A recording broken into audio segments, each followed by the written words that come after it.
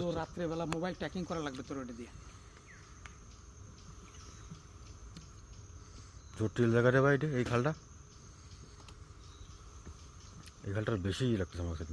সুন্দরবনে বাইলা ফল তো প্রচুর।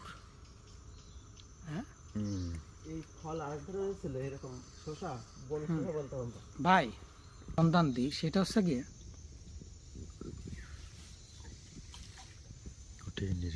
ডিজাইনটা এই ফলের মতো না, ডিজাইনটা অনেকটা কিসের মতো কন্দি, কাজু বাদাম, কাজু বাদামের মতো না।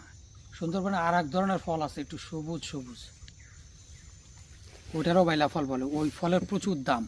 ওটা তো বন শসা, বন শসা ওটা এখন পাওয়া যায় না। কিছুটা কামরাগার মতো আর কি, ওই রকম ছোট সাইজের মতো এরকম। হ্যাঁ কামরাগার মতো এরকম ছোট সাইজের আরেকটা ফল আছে, তাতে কোনো আঠা না, আরো ছোট এতটুকু এতটুকু ছোট কামরাগার মতো। কামরাঙার মতো গাছ থেকে পেড়ে সবুজ, ওইটা কিন্তু প্রচুর দাম। স্বাদও বেশি এসছে তো। এইটা কি ফল?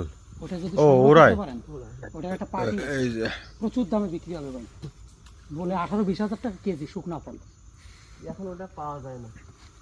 18-20 হাজার টাকা বলে কেজি শুকনা ফল ভাই। আমাদের দেশে ছোট শিশু আমাদের ওপারে, মানে আমাদের পারেও হতো লোকালয়। এইটা বলে আপনার ইউরোপের জন্য আমেরিকান একটা কোম্পানি এই ফলগুলো কিনতে খুঁজতেছে। কি ফল? ওই যে বন শসা।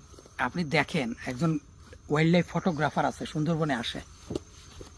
আমি আপনার যাচ্ছি, বনে কি পাওয়া যাবে, নেটওয়ার্ক পাবে এখন? হ্যাঁ এখানে পাঁচ জাতি ফল।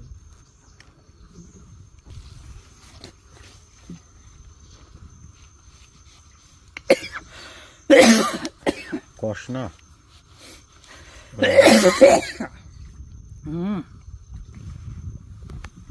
মিষ্টি ফ্লেভারটা এখন ছড়াচ্ছে ভাই।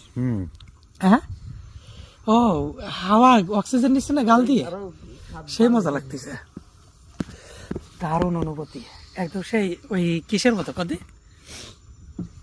ওই যে কি ভাই এক ধরনের